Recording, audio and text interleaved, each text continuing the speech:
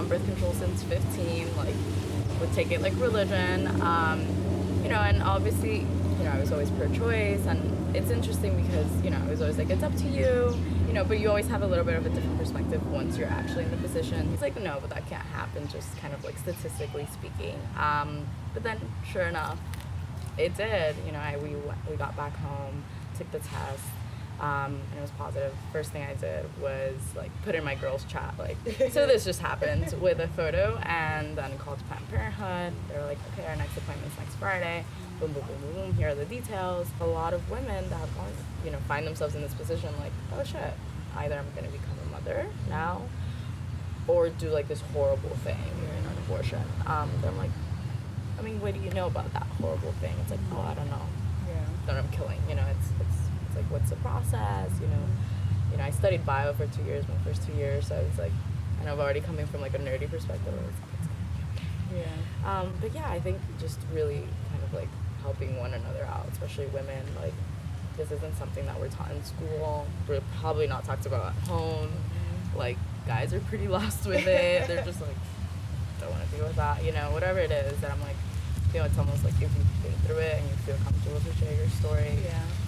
I'm just like urging myself and my friends. Because I was going to ask, I don't even know what happened. You said you took a pill, so I'm like, what happens? Because in my mind, I'm like thinking you have to go into surgery. I don't know what happened. That's kind of how I thought too. And no, it's definitely stigmatized, and it's like, you know, I don't think you should be so public about it. And I was like, I actually felt the need to be a little bit more public about it. Like, you know, not instantly right after the fact, but a little bit once like you've processed it, kind of just share it and be like, this is how we destigmatize. Like, I'm just gonna tell you this story. You can do whatever you want with it. For me, it was painless, seamless.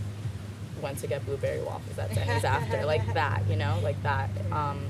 That's it. Like, here I am a year and a half later, like transitioning to grad school. You know, that will probably not be my reality right now. It's just a reflection of, I think, your values, like where you are in life, you know, where you're coming from. I was also backpacking Europe in a few months after, and I was like, no, I have plans for the year that I want to commit to, you know, and that's kind of like my priority right now. You know, I want to travel, I want to, you know, focus on school, you know, it's just what I want to do, and I think we need to give ourselves that option, like, be selfish if you need to, you know, it's like we're in the 20s, like, you know, it's okay. And some people, their way of, you know, being selfish for what they want is being a mother, and I respect that.